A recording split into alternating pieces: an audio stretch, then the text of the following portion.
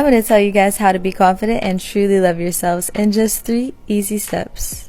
Now let me tell you guys a little story. I used to be a very insecure person. In high school, I was made fun of literally every single day.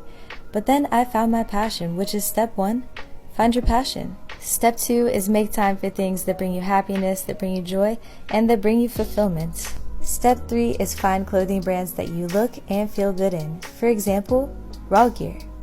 Raw Gear is a high-quality clothing brand that tells the world I love and respect myself. You work hard in the gym, so you deserve to treat yourself. You deserve to wear clothes that remind you of how far you've come. You know what they say, if you look good, you feel good. And in Raw Gear, you're gonna look and feel good. So make sure you go check out rawgear.com, give this TikTok a like so you can come back to it, and follow me for more self-love and fitness advice. Always remember you're worthy and you deserve to love yourself. Don't let anybody ever tell you different. As neither a teenage girl or a bodybuilder, I feel I'm appropriately equipped to comment on their similarities. These are 4 reasons that teenage girls and bodybuilders are basically the same people. Number 1, they both post bikini pictures on Instagram. Number 2, they both startle themselves so their friends will think they're pretty. Number 3, they both use tanner to the extent that they look like a whitewashed Native American in a 1940s Western. And number 4, they both dress scandalously to attract the attention of men. The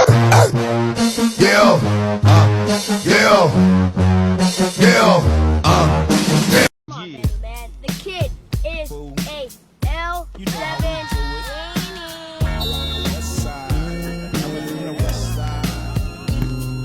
How it started versus how it's going.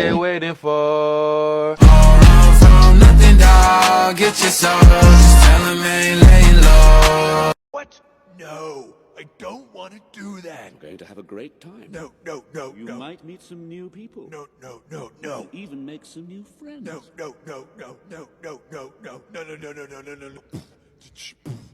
No. This is dedicated to the niggas that was down from day one. Welcome to Death Row. How to lose weight in 4 easy steps. Step 1, no beer. Every time you drink a beer, it's like eating 7 slices of bread. That's a lot of unnecessary carbs. Step 2, portion control. When eating out at a restaurant, cut your meal in half and ask for a takeout container to save the rest for later. Step 3,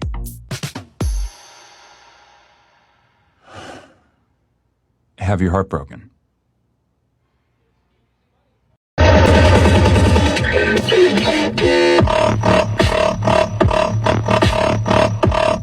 I was like, Why you so obsessed with me? Keep it on the low. It's clear that you're upset with me. Please don't let it show. How to calorie cycle for fat loss. And you might want to go ahead and save this video because I've got a great guide at the end of this that will help you. So calorie cycling can be super helpful when you're trying to lose weight. You don't have to eat the same amount of calories every single day. Sometimes you might be higher in calories. Some days you might be a little bit lower, and that's quite all right. So I want you to save this guide into your phone and it'll show you what I'm talking about. You ready? Do you want to take your squats from looking like this to looking like this? Here's everything you need to know to go from a beginner to an advanced squatter in under 3 minutes. The biggest difference between novice and advanced is advanced squatters use all 3 planes of movement. We have this plane here that most people use, but we also have this plane of movement and this plane of movement. The first thing we need to learn how to do is use our feet to root into the ground to use this plane of movement. We want to use our feet like eagle claws and grab into the ground by pushing the big toe down and squeezing this muscle here. Once our feet are grabbed into the ground, we're going to act like we're rotating them out, but they're not going to rotate since they're rooted into the ground and the hips are going to stabilize.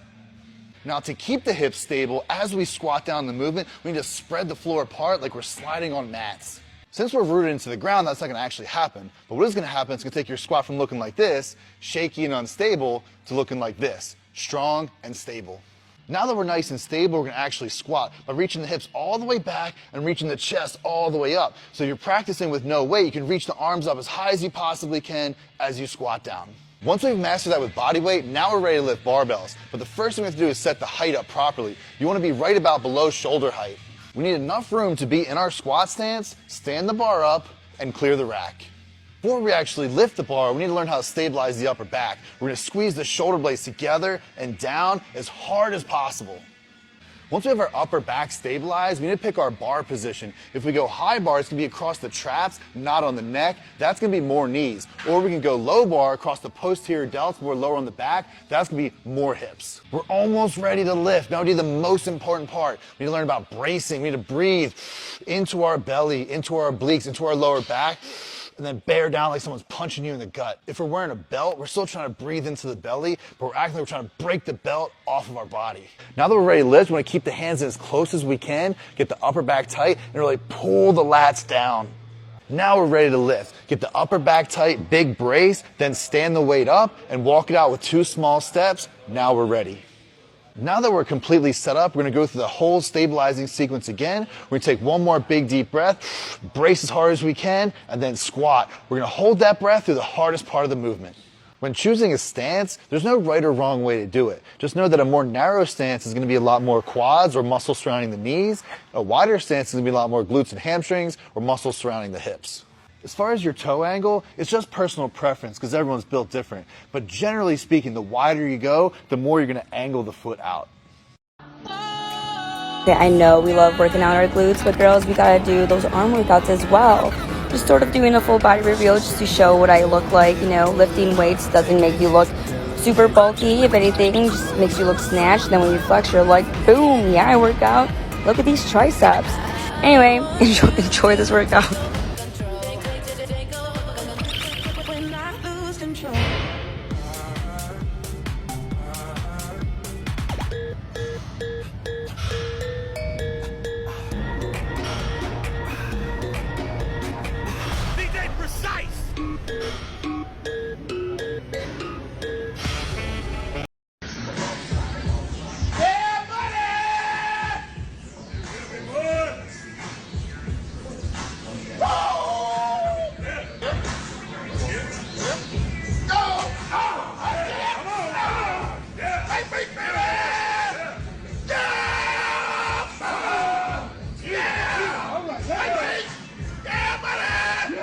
If you want those big time glute gains, you need to understand some science. The recoverability of muscle has a lot to do with the length of the muscle when it's under its peak tension. So movements like hip thrusts, glute bridges, abductions, and pull throughs all have the peak tension when the muscle's the shortest, which recovers faster. That means you can do these up to 4 times per week, heavy or moderate weights. We'll begin the curl ups now. Ready? Begin.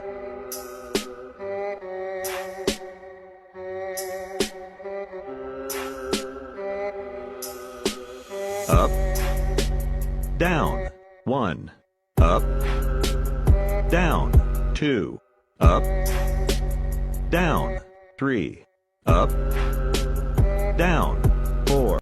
I tell you that I like you, but I don't, cause I'm not sure. I just take her heart and score, then I love her till she's sore. I just break her heart and 4, then I don't want. But there's no medicine, you know the cure. And I could be lost.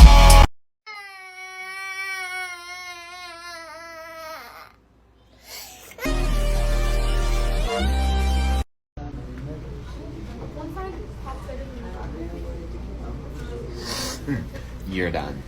You're done. There's 3 things you can do to improve your pull-ups if you can only do a few or none at all. The first option is to place a band across the power rack. You're gonna step on it, and it's gonna make your body weight feel a lot lighter. A second option is to place the band at the top. You're gonna step through, and this is gonna make you use a little bit more core control. The third option is to stand on a platform just high enough so you have about a hand's distance over the bar, and you're gonna do the smallest jump to get yourself up there, and then control the negative all the way down.